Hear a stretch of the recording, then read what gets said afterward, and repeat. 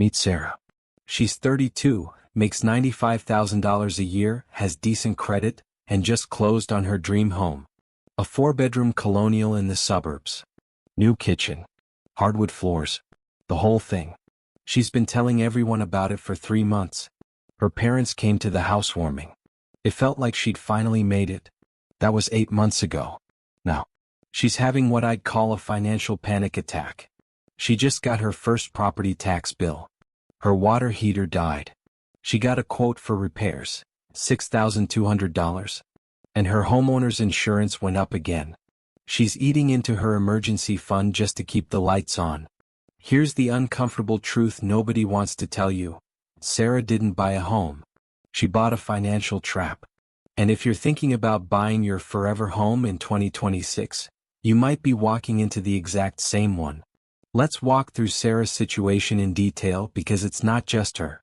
It's becoming the norm. Sarah's mortgage, $2,100 a month. Seems reasonable, right? That's what she focused on. Down payment, monthly payment, done. But here's what nobody broke down for her before she signed the papers. Beyond that $2,100, there's property tax. In her area, it's $310 a month. Then homeowner's insurance, that's another $210. Maintenance? Well, there's a rule. Budget 1 to 2% of your home's value annually. For a $450,000 home, that's $4,500 to $9,000 a year. Water heater, roof, HVAC, plumbing. It adds up. Here's the data that should scare you. The average American homeowner now spends nearly $16,000 every single year on hidden costs beyond the mortgage. Maintenance alone averages $10,946 annually. And that number jumped 4.7% in just the last year, while household incomes only rose 3.8%. You're falling behind. Sarah did the math. Beyond her mortgage, she's looking at roughly $1,300 to $1,500 a month in expenses she didn't fully anticipate.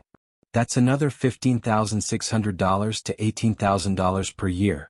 Add that to her $25,200 mortgage, and her true housing cost is now $40,800 annually. That's 43% of her gross income. She thought it was 28%. She's trapped. But it gets worse. Let's look at what happens next. Sarah's in this home now. She can't really leave it. A mortgage is a 30-year commitment. It locks you in. And when you're paying 43% of your income on housing, there's no room for anything else. Her investment accounts? She stopped funding them. She had $15,000 set aside for her brokerage account. That's gone now. It's been redirected to the emergency fund because the furnace might die next. Her retirement savings? Same story. She was supposed to max out her 401k this year. Not happening. This is the trap's first mechanism, lifestyle lock-in. You're no longer building wealth.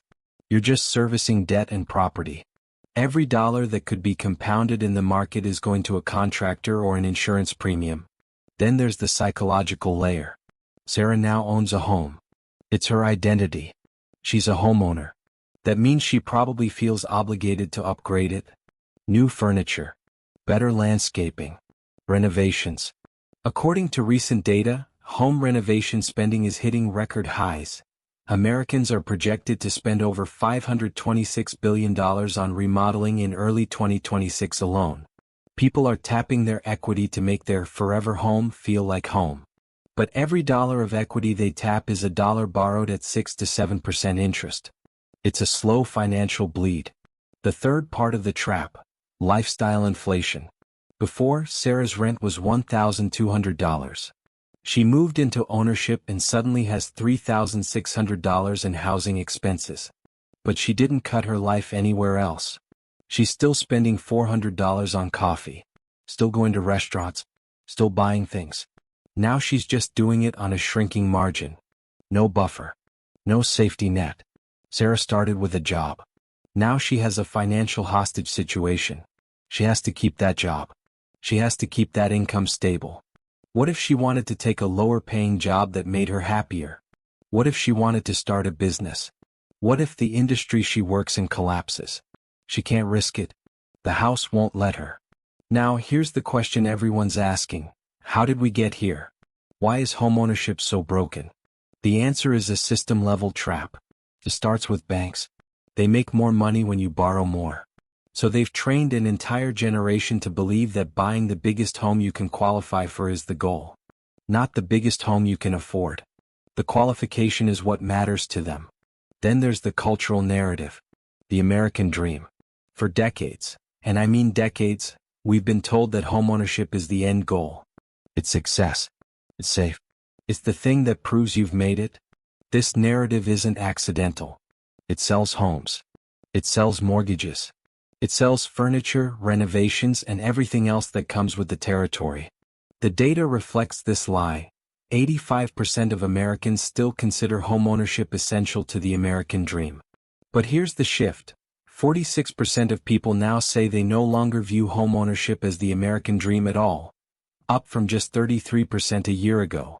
The dream is dying because the reality is catching up. But the system needs to keep selling it. So what happens? Expectations get reset. Well, maybe you can't buy the 4-bedroom house. But what about a townhome? What about a smaller place? The goalposts move. The pressure never stops. Meanwhile, the housing shortage gets worse. There's a structural deficit of over 4 million homes in America. Supply is tight. Prices stay high.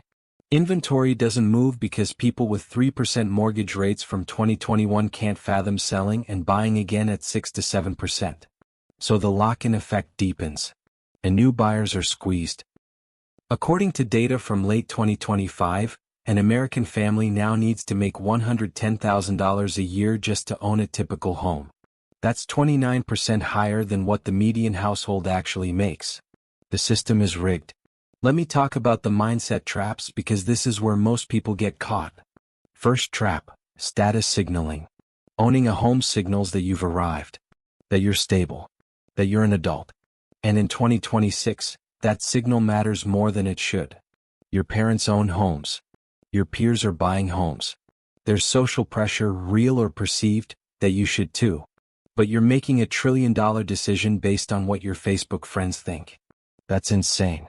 Second trap, the false belief that renting is throwing money away. This is perhaps the most dangerous myth. Rent is not throwing money away. Rent is housing. You're paying for shelter.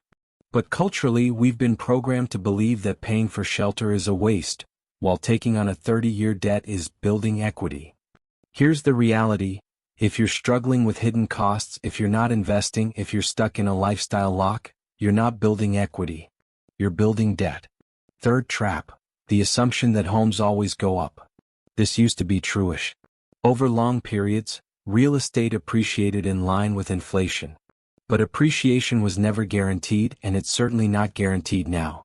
The median home price in January 2026 was down 0.1% year over year. Home prices are essentially flat. Some markets are down. The can't lose money on real estate myth is officially dead. Fourth trap, the belief that owning a home is somehow more stable than renting. It's the opposite. Renters are more flexible. They can leave. They can downsize if their income drops. Homeowners are locked in. They have to sell in a potentially dead market. They have to cover taxes that go up. They have to cover insurance that increases annually. A homeowner is far more vulnerable to economic shocks than a renter who can adjust. Let me show you what this looks like from a different angle. Sarah, the homeowner, she's trapped. Let's call her Path A. Now imagine her twin Michelle. Michelle makes the same $95,000. But Michelle rented instead. In the same city, a comparable apartment runs $1,500 a month. That's $18,000 annually. Michelle's true cost of living is predictable, stable, and low. But here's the key difference.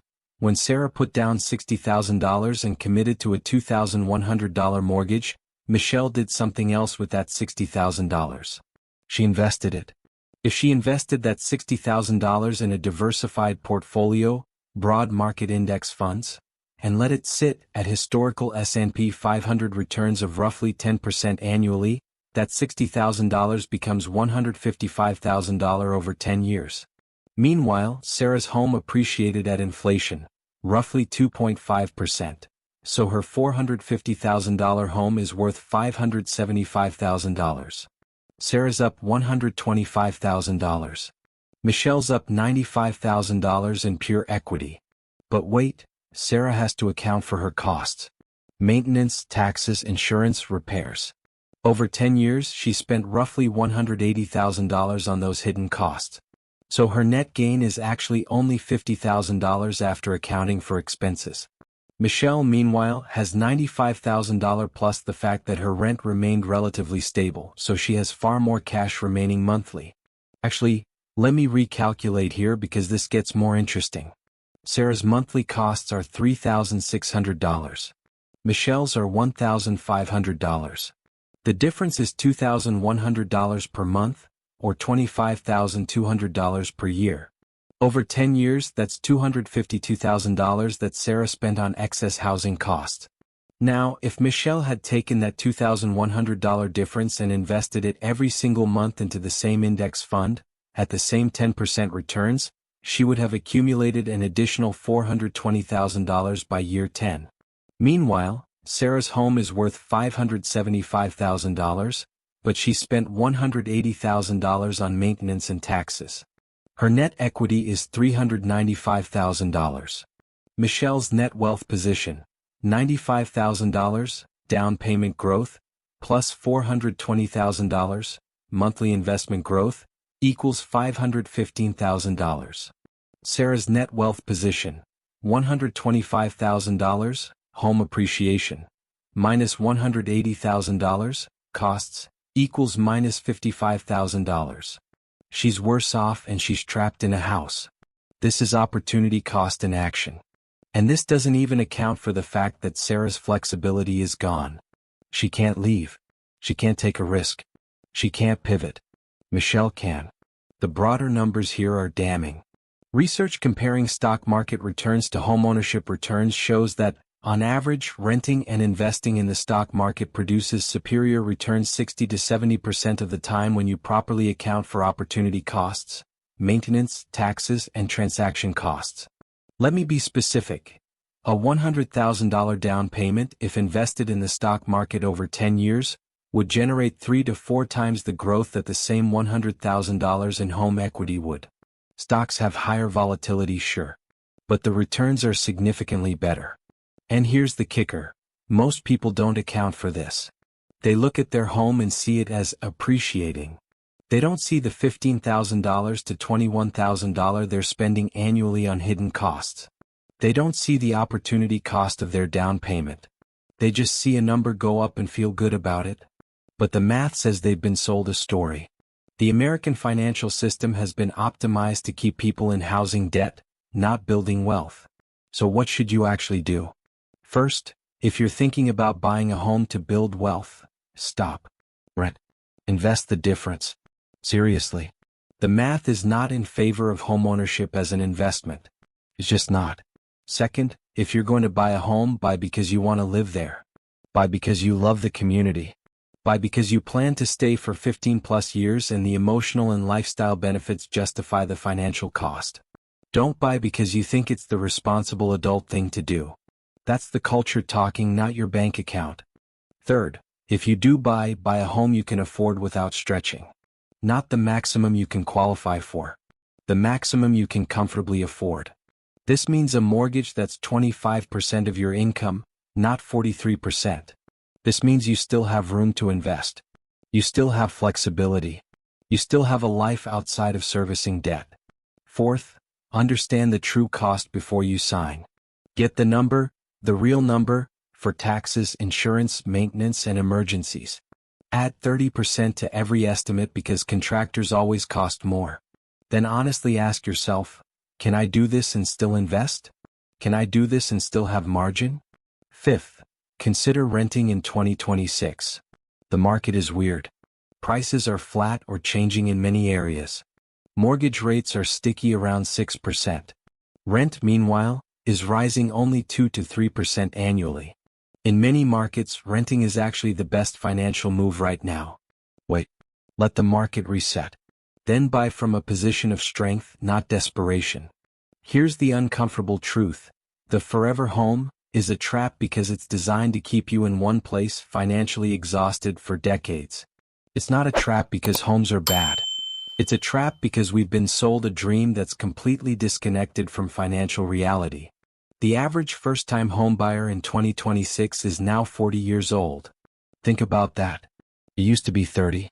We've delayed an entire generation's wealth building because we convinced them they needed to own a home to be successful. Sarah thought she was buying security. Instead, she bought financial handcuffs. Her true choice wasn't between renting and owning. It was between building wealth and servicing debt. She thinks debt. And she'll spend 30 years regretting it. Don't be Sarah. The numbers don't link. The culture does.